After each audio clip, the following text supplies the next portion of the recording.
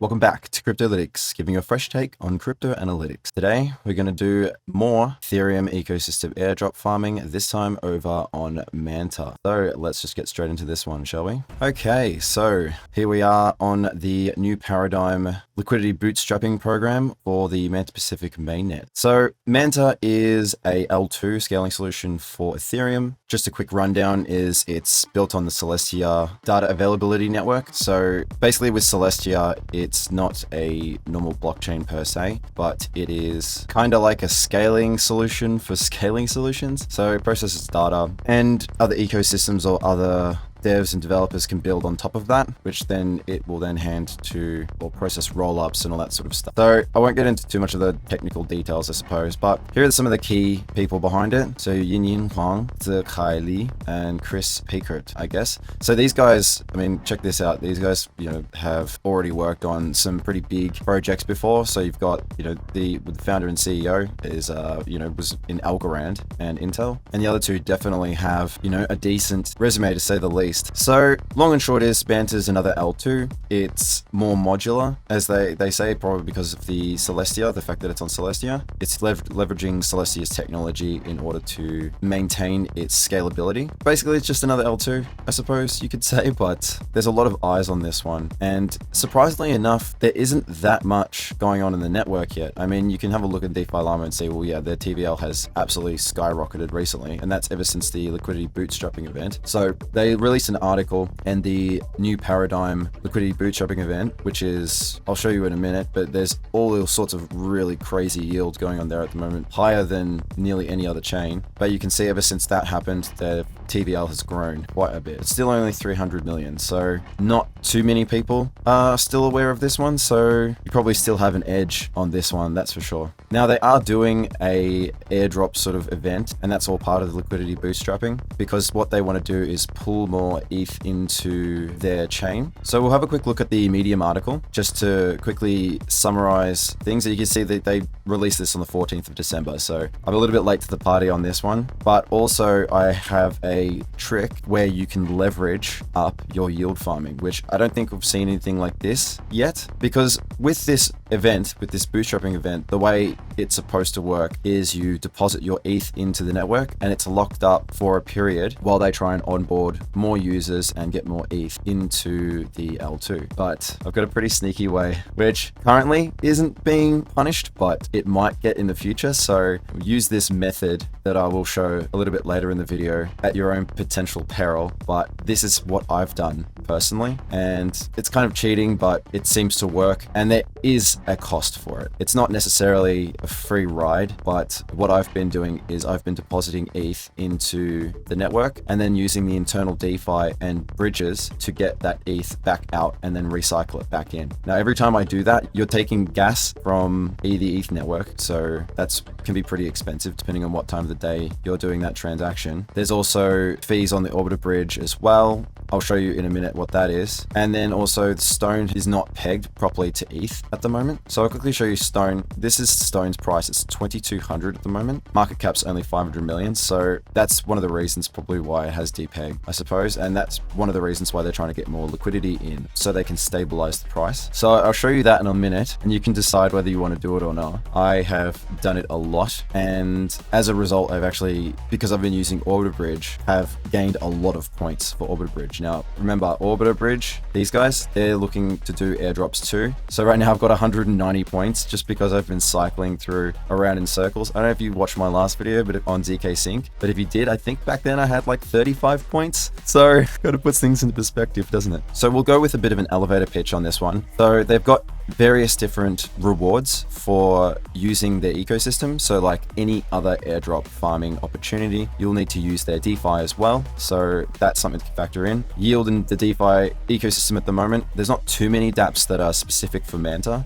So a lot of other DApps that use other chains and stuff as well. But some of the yield opportunities within the Manta network are very impressive. And I'll get onto those after covering the Stone and the deposits and how to get into the ecosystem in the first place. But if you read this mantanetwork.medium article, so I would probably recommend going and reading this in depth. You can see all their partners, you can see what they're trying to go for. You can read about the wrapped USDM, which is really cool. So it's a yield-bearing stablecoin, and they actually get their yield from US Treasury bills. So a little bit like Chai, which is DAI, you know, Maker. So Maker have the DAI stablecoin, and the DAI stablecoin has a rebase tokenized version of DAI that has the T-bill yield baked into it. But also the way that Maker burns its tokens, it has a buyback and burn mechanism, and the way it uses that is it's using profit from T-bills in order to buy back and burn Maker token. And then you've got Chai, which has got the yield baked into it. So they're doing something similar, and they might end up getting yield from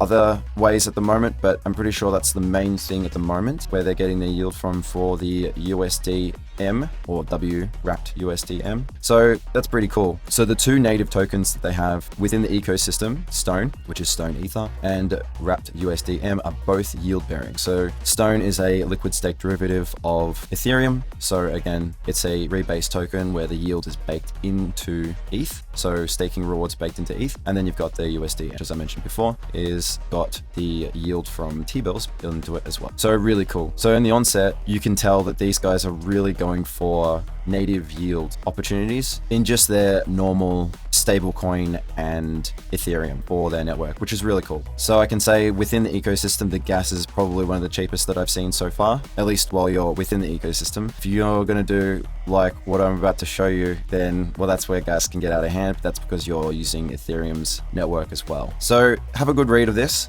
I recommend. I will leave a link to this in the description below. I think it's time to get right into this process and show you how to bridge and onboard. So here we have the new paradigm interface. So you'll need to do all the standard stuff, connect your MetaMask wallet or whatever wallet you want to use. And if you don't have one, again, create one, save your seed phrase, put it somewhere safe. It'll ask you to connect your socials as well, and then go through, a few steps, all the sort of basic stuff just to sort of get started, right? Now, you can see here that so far I have bridged 4.37 ETH. Now, I haven't bridged that much. I think I only used about 0.4 ETH to do that. So, but I've lost a lot doing this process. So it could be quite wasteful, but the way I see this is an airdrop farm. So I'm sort of hunting for the airdrop and care a little bit less about what it costs me. If you don't have access to this much ETH, or like if you only have like half an ETH or enough money to do like a very small amount of this, then you could do this loop, but you'll run out pretty quickly. The way this airdrop works is you get these box pieces. So with every amount of ETH that you deposit, you will get certain number of box pieces every week. So in my case, it's 109 at the moment. I'm going to do some more looping. I'm going to bridge some more USDC over. So my Jito airdrop was about $15,000. So a lot of that is spread throughout the Solana ecosystem at the moment, but with the new Jupiter airdrop coming up very soon, and then looking at what the price is potentially going to be when it drops, I'm happy to just move some of that USDC over here just to play more with airdrops. So I figure why not? And that way I don't have to loop such small amounts so many times. So I'll do that in a bit, but for now I just wanted to show the loop and how it works. And every 7 days or so you get these box pieces, and then 25 box pieces makes up a box. And so the way it works is you open these boxes and then you get these NFTs, which will help you qualify for the airdrop. So I don't really have a rank. I'm pretty late to the party, so that's fine. Now, this is pretty time sensitive because this week, I believe, is the last week to be able to do this. It says that it's running until January, but I think it's the first week of January, which is what we're in right now. So you've pretty much only got a few days to do this. So if you want to do this, then you only have a few days, I suppose, to sort of take advantage of this. Now, again, as I said before, I don't know if they're going to figure out later that if people did this or not and punish them, but I haven't really seen anyone talk about this. So probably because they don't want to, or they probably couldn't justify it because the amount you waste in gas doing this, or fees and all that sort of stuff from bridging and all that. So I think that's completely fair, but I'm happy just to throw money at this so I get more box pieces with less money and just say goodbye to that potentially for when the airdrop comes to reclaim that back. So that's my strategy. Yes, it's wasteful and a little bit destructive, but I'm hoping that it works for me. Let's see, never know. So I don't have any box pieces to open right now to show you how that works, but that's fine. Hopefully you'll get enough to at least have enough to be able to generate enough to be able to see that for yourself, because it's in another 5 days. So yeah, the way this works is it says that this is running until January 2024, right? So deposit tokens and earn Manta token rewards until January 2024. I think it's the first week, I believe, from what I heard. It's still running now. So I guess it's one of those things where you might as well just give it a go and see how long you can do it for. And then when you can't do it anymore, you can't do it anymore. That's pretty much, I guess, how it works. It'll be sometime this month, essentially. But I've heard that it could be wrapping up at the end of this week. So that's why this is very time sensitive. Okay, so the process. Well, first you'll need an invite code. So I'll post my invite codes in the link below. I only have these here at the moment, but I think hopefully I'll get some more invite codes, and if I do, I'll add them in the description below. So I will paste these below. It's the only way you can get in. I probably wouldn't try too hard to get up on the leaderboard, because literally some of these people have just absolutely gone ballistic, and maybe these are the people with, you know, who have been accumulating ETH for years and years and years, or maybe they're NFT flippers from the last bull market. I don't know. All I can tell you is trying to get up to this, I think that's unrealistic. I wouldn't worry too much about that. I think it's just about getting a small chunk or a small piece of the pie and seeing what you get. So first thing, you will need ETH in your wallet. I'm using MetaMask, so that's what I'll be using in this video. So first we'll need to switch to the Ethereum network, because you are bridging ETH from the Ethereum network. I don't think I've got enough ETH in my wallet to do this immediately. No, I do not. So I've got just the right amount for a bit of gas, and that's it. So what I'm going to do to start off with is I'm actually going to get back onto the Manta network, and I'm going to send my stone, which I already bridged, back across. Now, what I've been doing is using Orbiter and Aperture, but sometimes there's a bit of a delay when you bridge the ETH in. There's a bit of a delay, and sometimes it doesn't pick up in here, and you're just like, well, where is it? I don't know where it is. It's in there, but it just can take a little bit of time for some of these dexes to figure out what your balance is. Like for example, Layer Bank, which I'll show you in a minute, which is a money market on here. It usually shows it straight away, but both QuickSwap and Aperture seem to take a little bit of time to figure out how much you've got. So at least now, yep, that's fine. It shows that I've got this. Now, I'm just going to let you know that I bridged in probably like $1,500, and this is what I have left. I did actually move a little bit into Layer Bank to do some yield farming, which I'll show you in a minute, but this has cost me a lot of money in fees and gas. I'm just going to put that out there. So just, again, this is for real degens. This is like airdropping for degens, essentially. That's what this is. I think people who are a bit more conservative will see this and be like, no. But again, it's leveraged airdrop farming, which I don't know, it's a very strange concept, right? And again, I don't know if we'll be punished for this, but let's just see how we go, right? And hope that it works out. So we'll just start off in Aperture. Again, so app.aperture.finance. I'll leave a link in the description below and all of the apps that I'm using here, so you can check them out there. We're going to go straight here to Stone. I'm just going to max it out and just sell it all into native ETH on the chain, and then just go through. You'll need to approve the Stone. I've approved this many times. I wish the ETH network would remember if you wanted to approve this, because I mean, you know, you approved it once, like why do you have to do it every time? Again, this is why I prefer the UX on Solana, but anyway.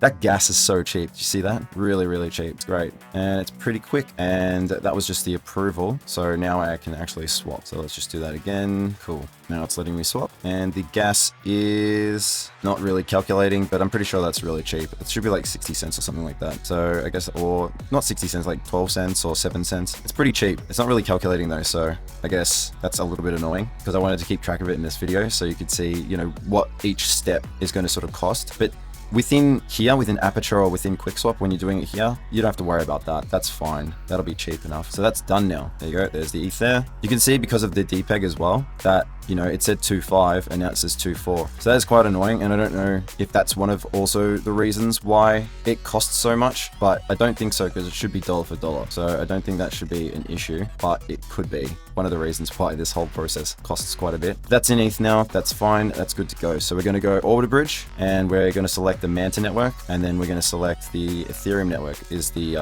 destination. So source Manta, and then destination is Ethereum. We're going to do all but a little bit, because we still need a bit in there for gas, right? And if at some point you hit a wall and you run out of gas, you can pull some in from, you know, your ZK or your Arbitrum or wherever using this as well. Every time you interact with this protocol, it does cost though. So just keep that one in mind. So what we're going to do is, the Manta's gas is pretty cheap. So I'm going to go for 3.5. 0.25 and hope that I have enough for gas. Now here, look at this withholding fee. Now I brought this up in the last video as well. So let's have a look at what that is. It's 0.0058 ETH, right? So that's $13. That's a fee using Orbiter Bridge. So already that's $13 that you're about to lose for doing this. And that's not gas, that's the bridging fee. And you can look at other sites like Symbiosis, for example, and see if it's cheaper here. From what I could tell though, most of the time it wasn't cheaper. And also I do want to accrue more points in the Orbiter Bridge. So I was just like, well, I'll use Orbiter, but this is something that's worth checking as well, Symbiosis Swap, which you can swap any token from one EVM chain to another, essentially. So you can go down this route if you like. They do have Manta, and you can do any token to any token, which is really cool. But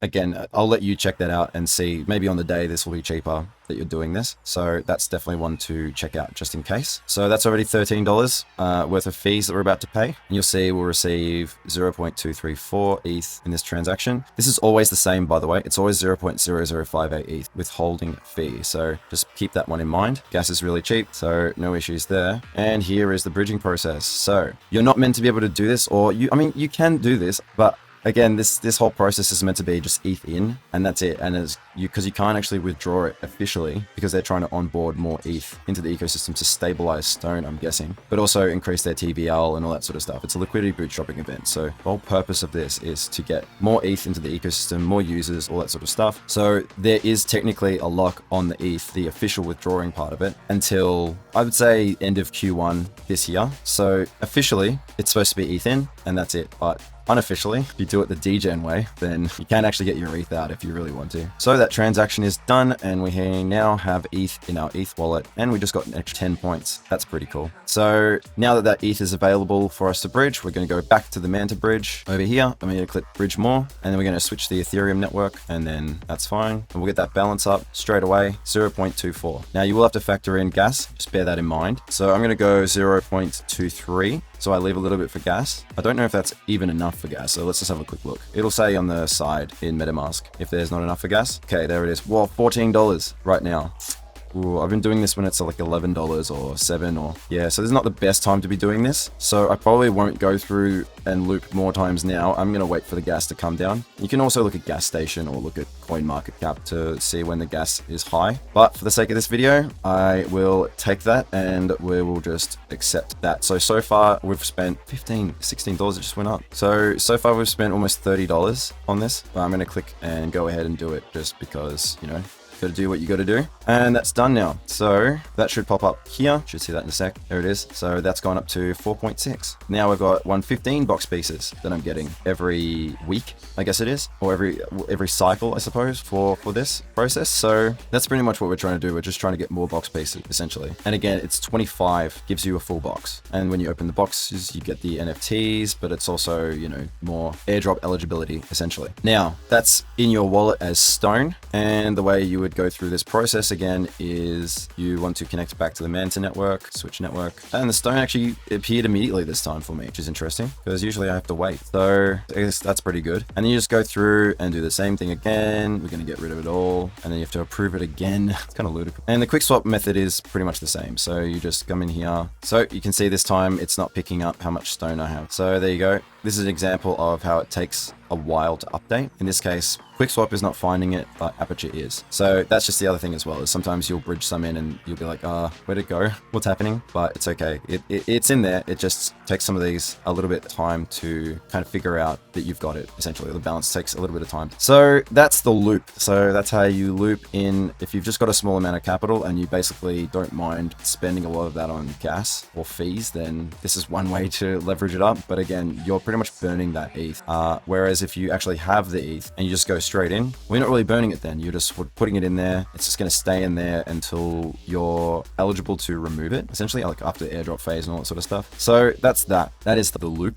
So use that if you wish. Again, I don't know if it's going to be punished at any point. Hopefully not. The way this system works is just how much ETH you've bridged in, and then you just get these box pieces. So it's just how many box pieces you get, right? I think that's kind of how they're doing it. But also, you will get more box pieces if you invite people people. So if you join with me, then I will get more box pieces, and for that I will thank you. But also for the most part, it's just bridging in gets you the most, and I would say like any other airdrop using their DeFi as well. So if you wish, you can actually go and provide liquidity in QuickSwap. So if you want, you can provide liquidity in here, or also you could do it in Aperture as well, because they also have liquidity providing as well for this. And again, it's another thing that will help with your airdrop if you just wanted to put a little bit in there. This would definitely be one way to, you know, add another sort of footprint or contract interaction, but we're already interacting with this contract anyway, so I don't think that really matters too much. So here's another thing you can check out, which, to be honest, I think it takes a while to update, or it's a little bit inaccurate or something, but it gives you a vague idea as to where you're at with regards to this whole process. This also works on ZK Sync error, linear, base, scroll, mantle. So mantle's another one that I've been doing,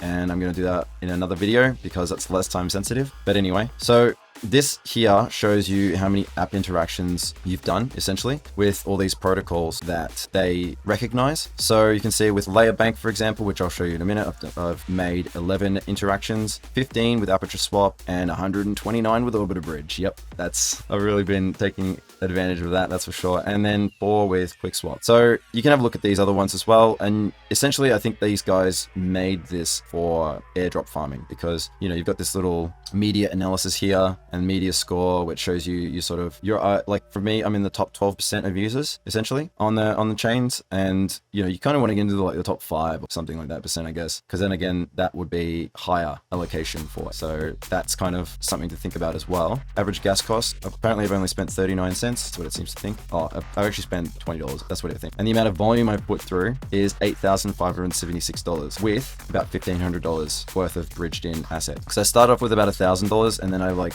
kind of put in a little bit more ETH here or there where I needed to. So that's not too bad, right? But again, yes, it's just trustgo.trustlabs.ai. Just put in your wallet address here, and then you can click on each one of these chains to see where you're sitting. So it looks like, based on what I've done, I'm only in top 12%, which is probably not too bad actually, but that just goes to show that there's people out there that are really farming this aggressive. So because they are doing the 50 million token airdrop, or this is also part of the yield program as well. So this is 50 million for airdrop and for yield as well. That's pretty much the looping process, and we'll have a quick look now at the different DeFi applications on here. They've got a DEX or perp DEX, which is really cool, and they've got plenty of DEXs as well that also can tap into it. The specific as well, which I think is specific to the Manta Pacific network, and Layer Bank, which is the biggest one at the moment because the yield in there is pretty crazy. So we'll show Layer Bank right now. I'm currently in Layer Bank, so let's just go into that. Looks like this the token's gone up quite a bit. That was 40 cents the other day, so 50 cents or something like that the other day. So that's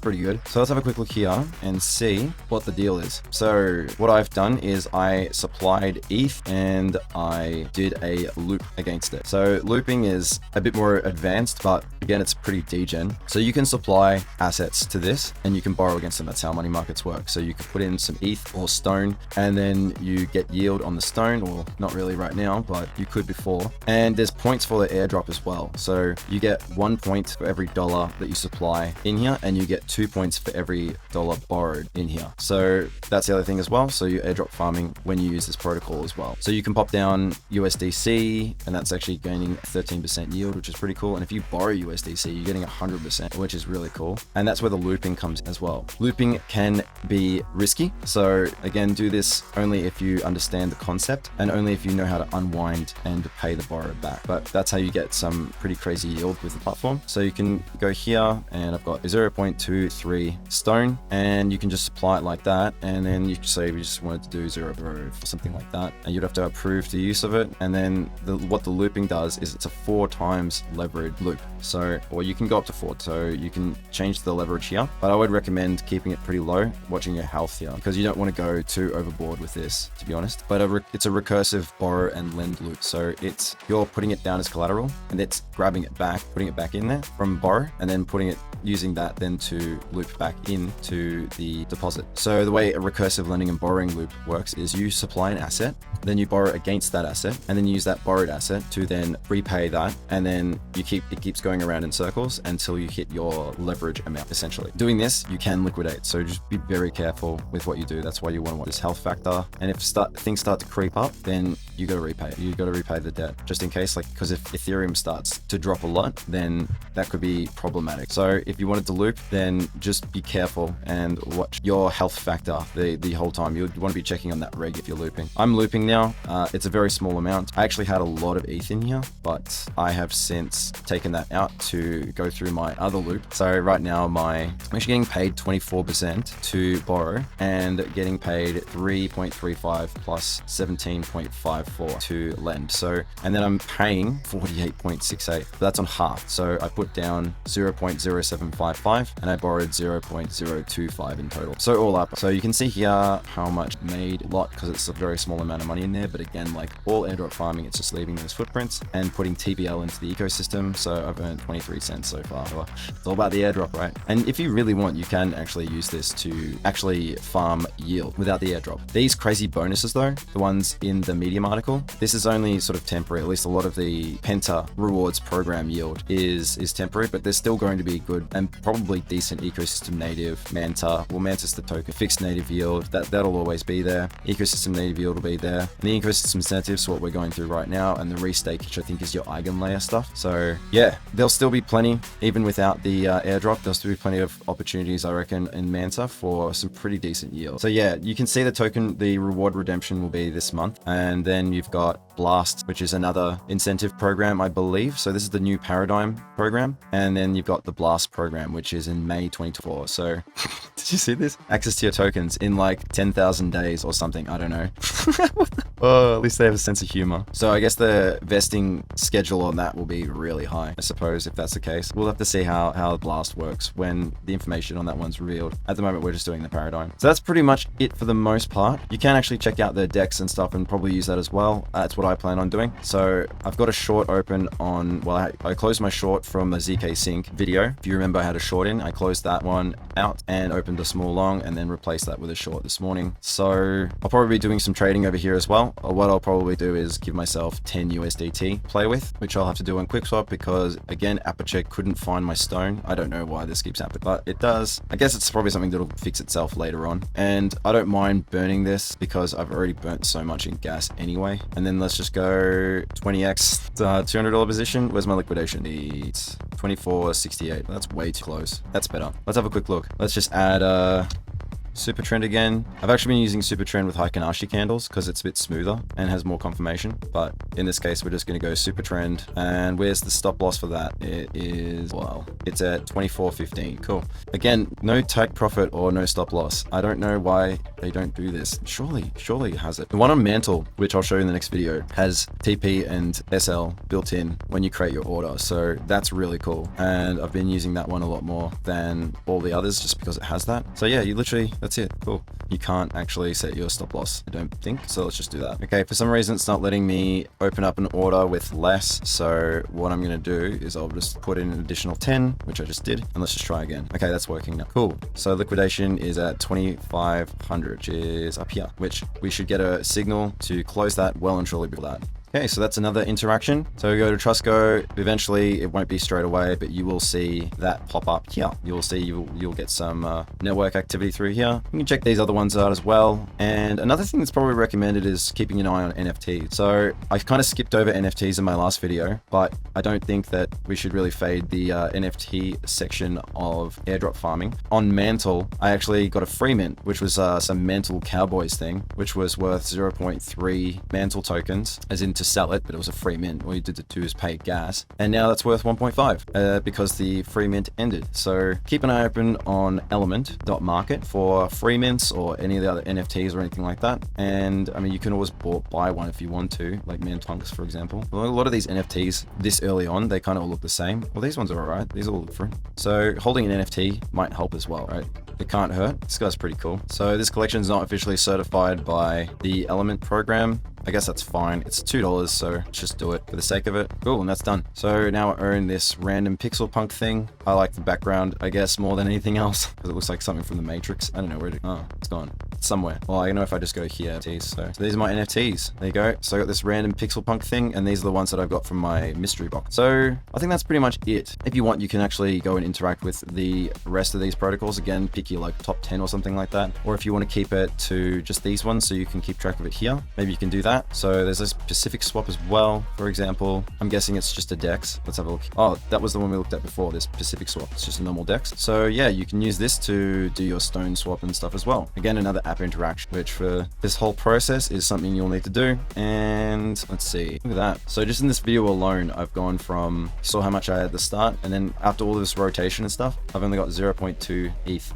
left after all of that stuff. So there you go. It's pretty expensive doing all this stuff, but the whole point of this is you are really trying to maximize your allocation of the airdrop. So I think that's probably enough for this video. Again, go through these if you want and see what else you can interact with and do on the network in order to qualify for a larger share of the airdrop. Do the looping if you want. Again, use that at your own peril. I did it a lot. I think I started with like 0.6 ETH and now I have 0.2. So yeah, I don't know. I think that's probably a lot, like a big hit, but I don't mind too much because that's all money that I got from my Jito airdrop. So that's all free money. So I don't mind like rotating a bit of capital and throwing stuff at the wall and seeing what sticks. And then interacting with protocols. So yeah, your layer bank was a good one. The gas or the fees can be pretty high for getting things in and out of this. So if you put a deposit in and you like decide, oh, I don't want to really do this, it's like $1 in and $1 out roughly. So there are some pretty hefty fees, just to let you know. And then you've got your quick swap, which you can supply liquidity in here, or you can supply liquidity in Aperture Swap as well. And then you've got Pacific Swap is the one we just looked at there, and they have liquidity as well, like any DEX, and they all seem to use the concentrated liquidity, so you're providing within a range essentially. Stone ETH though is only 0% APR on here, so that's pretty lame. And yeah, so the bridges to use will be Orbiter Bridge. Again, just remember every time you do that, you're getting points, but also there's that withholding fee. And the other bridge, you could use the Symbiosis, so you can just check to see if maybe that one's better.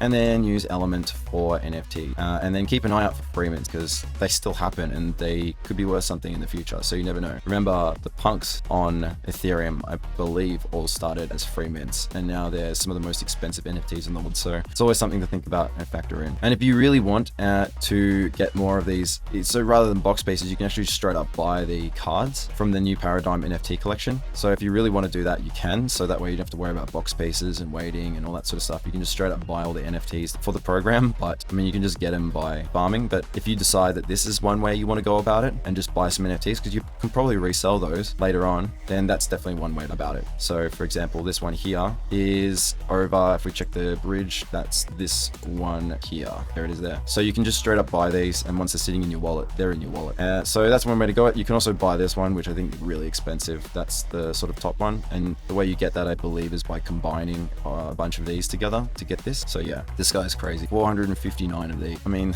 that's just insane. Let's just try and get as many of these box spaces as we can and go from there. Anyway, I think that's enough for this video. Hopefully this helped, and see how you go with it all. You don't have very much time to do this, so if you wanted to get cracking on this, it's probably best to do it this week, just in case, because we are going to run out of time, I'm sure. So if you like this video, then please give the video a like and subscribe to the channel if you want to see more videos like this, and bell notification to be notified when I release more videos, where there is plenty more airdrop farming that we've got to go. And this year, I think, is where things are really going to start exploding and taking off. So there's going to be a lot of eyes on these ecosystems and tokens and all of this sort of stuff. L2s for Ethereum is a pretty strong narrative that seemed to hold throughout the entire of last year, even with all of the choppiness and ETH kind of underperforming compared to other assets. The L2 narrative is still as strong as when it sort of started. So I think as a result, it's definitely something that we need to not fade and pay attention to. Keep safe out there. This is Cryptolytics signing out. Have a good one.